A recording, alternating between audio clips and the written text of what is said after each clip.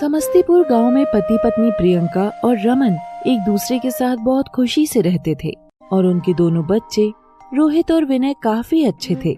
दोनों बच्चे अपने माँ बाप की हर बात मानते थे। बच्चे जहाँ भी जाते थे वहीं लोग इन दोनों बच्चों की काफी तारीफ करते थे। जब प्रियंका का छोटा बेटा विनय 15 साल का हुआ तो अचानक से प्रियंका बहुत बीमार रहने लगी। वो मौत के करीब जाने लगी। इससे दोनों बच्चे काफी दुखी रहते और उन्हें संभालने के लिए रमन के बचपन का दोस्त केशव कभी कभी उनके घर आया जाया करता था। केशव, यार तू यहाँ आकर मेरे बच्चों को हौसला देता है। कितना अच्छा दोस्त है तू। अरे इतना क्यों कह रहा है? तेरा परिवार मेरा परिवार। प्रियंका की देखभाल करते करते मैं बच्चों को वक्त भी नहीं दे सकता। ये भी तो मेरे बच्चों जैसे ही हैं। और अगर मैं तेरे लिए इतना भी ना करूं तो क्या फायदा मेरे दोस्त होने का। तो एक दिन जब दोनों बच्चे स्कूल में थे तभी अचानक प्रियंका की हालत बहुत खराब होने लगती है। बाय चांस उस वक्त रमन और केशव घर पर ही थे। हे भगवान, ये प्रियंका को क्या हो रहा है? हमें जल्दी से इन्हें हॉस्पिटल ले जाना होगा। मैं इसे हॉस्पिटल ले जाता हूँ, तू यहीं रहना। 2 घंटे में बच्चे भी आ जाएंगे। ठीक है, तू जल्दी जा। तो रमन अपनी पत्नी को हॉस्पिटल ले जाता है और बच्चे जब घर आते हैं तो देखते हैं कि केशव जोर जोर से रो रहा था। अंकल क्या हुआ? आप रो क्यों रहे हैं? और मम्मी पापा कहाँ हैं? क्या हुआ है? देखो बच्चों, तुम्हारी मम्मी की तबीयत बहुत ज्यादा बिगड़ गई और उनकी मौत हो चुकी है। ये बात सुनकर दोनों बच्चे भी रोने लग जाते हैं। बेटा रो मत, तुम चाहो तो उनकी जान वापस भी आ सकती है। अंकल आप ये क्या कह रहे हैं? हम तो बच्चे हैं, हम क्या कर सकते हैं? ये राज काफी गहरा है, लेकिन तुम वादा करो कि तुम ये बात किसी को भी नहीं बताओगे। हाँ अंकल, ये बात किसी को नहीं बताएंगे और हम अपनी माँ को बचाने के लिए कुछ भी कर सकते हैं। देखो, मेरे पापा और तुम्हारे दादाजी बचपन के दोस्त थे। उन दोनों को जादू करना आता था और उन्होंने अपनी जादू के सहारे बहुत लोगों की जान भी बचाई थी। सच में? हाँ, और उनके पास एक जादुई टेलीविजन था जिससे जादुई दुनिया में जाया जा सकता था। उसी जादुई दुनिया से एक फूल लाकर किसी की भी जान बचाई जा सकती है। लेकिन वो टेलीविजन कहाँ है अंकल? मेरे घर में है बेटा, और वो फूल सिर्फ बच्चे ही ला सकते हैं क्योंकि उसका पौधा सिर्फ बच्चों को ही अपना फूल तोड़ने की अनुमति देता है। अंकल हमें जल्दी से आप अपने घर ले चलिए। तो केशव उनको अपने घर के स्टोर रूम में ले जाता है और एक बड़े बॉक्स से लाल रंग का टेलीविजन निकालता है। ऐसा टेलीविजन तो मैंने कभी नहीं देखा। लेकिन इसमें कोई तार नहीं है, ये चलेगा कैसे? 3 बार चीची बोलने से ये टेलीविजन चल जाएगा। चलो बोलो, चीची चीची चीची, चीची चीची चीची, चीची चीची चीची। तभी उस टेलीविजन में से एक सीढ़ी बाहर आ जाती है और दोनों लड़के उस सीढ़ी से चढ़कर अंदर जाने लगते हैं। ध्यान रखना बच्चों।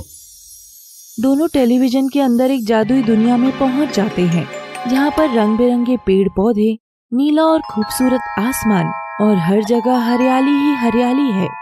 उन्हें अपने जैसे इंसान कहीं भी दिखाई नहीं दे रहे थे। कितनी सुंदर जगह है, मैंने तो आज तक इतनी खूबसूरत जगह कभी नहीं देखी।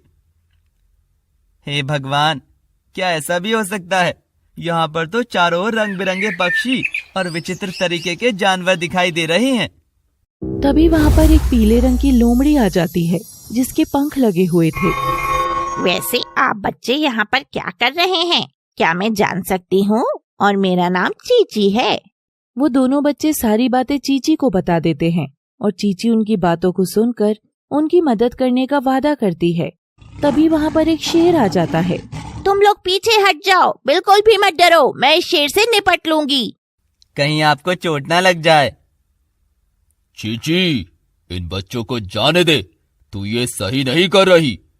वो शेर चीची पर हमला करता है लेकिन वो किसी तरीके से बच जाता है। उन दोनों में घमासान लड़ाई हो जाती है। तभी चीची अपने जादू से उस शेर को भी एक बड़ी जंजीर से बांध देती है और उसका मुंह भी बांध देती है ताकि वो बोल न सके। देखो बच्चों, तुम लोग काफी भाग्यशाली हो जो तुम्हें जादुई दुनिया में आने का मौका मिला है। तुम्हें शायद नहीं पता होगा पर यहाँ एक महान राजा रहता है जिनका नाम राजनाथ है। वो फल भी उन्हीं के पास है। तुम चाहो तो मैं तुम्हें उनके पास ले जा सकती हूँ। हाँ, आप हमें उस राजा के पास ले चलिए, अभी के अभी। हाँ, अभी के अभी। दोनों बच्चे चीची के साथ राजनाथ के महल में जाते हैं।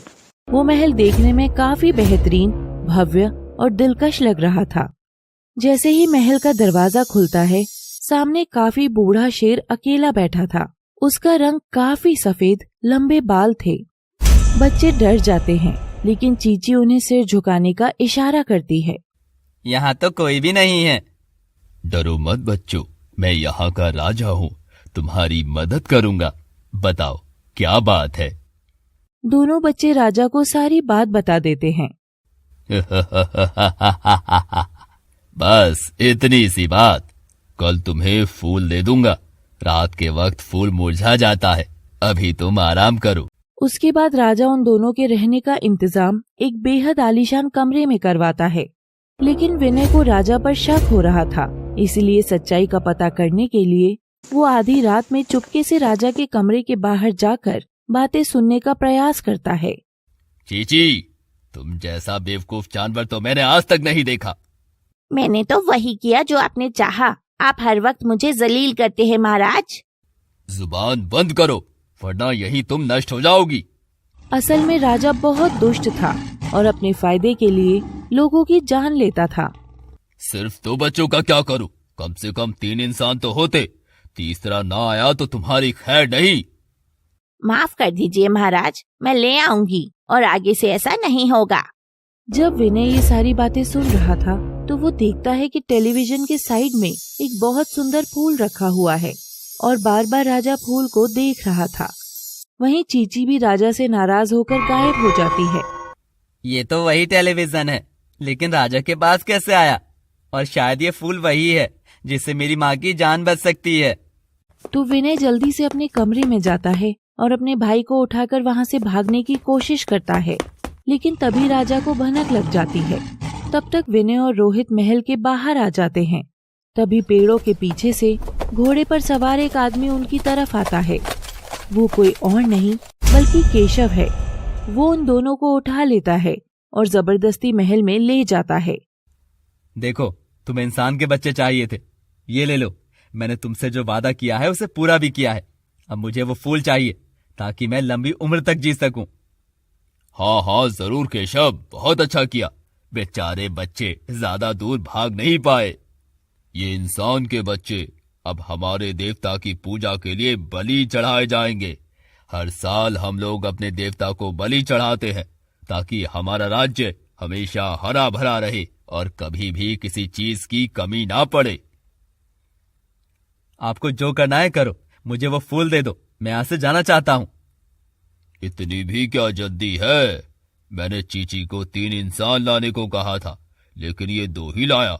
पर अब तो तुम आ गए। ये बात सुनकर केशव घबरा जाता है, क्योंकि तीसरी बलि उसी की होनी थी। वो महल से भागने लगता है, लेकिन तब तक राजा अपने जादू से उसे जंजीरों में कैद कर देता है। ये चीची कहाँ रह गई? बलि के लिए 3 इंसान आ चुके हैं, बस आखिरी काम बाकी है। तभी चीची वो जादुई टेलीविजन उठाकर वहाँ आ जाती है और राजा राजनाथ ये देखकर बहुत गुस्सा हो जाता है। ये टेलीविजन यहाँ क्यों लाई हो तुम? राजनाथ, अब बहुत हुआ तेरा अन्याय। अब किसी के ऊपर अन्याय नहीं होगा। तू हर वक्त मुझे जलील करता है। तूने तो अपने बेटे को भी नहीं अपनाया। तेरी वजह से मैंने उसे जंजीरों में कैद किया।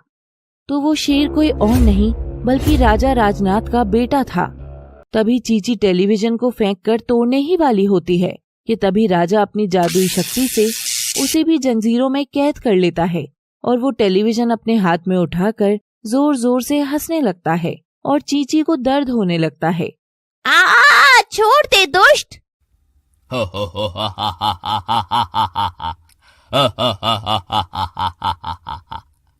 अचानक पीछे से वही शेर राजनाथ का बेटा आ जाता है और राजा राजनाथ को धक्का देता है, जिससे टेलीविजन नीचे गिर जाता है और चकनाचूर हो जाता है।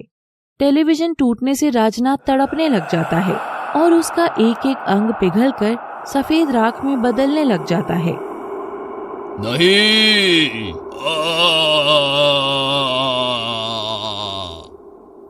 राजा तो गया।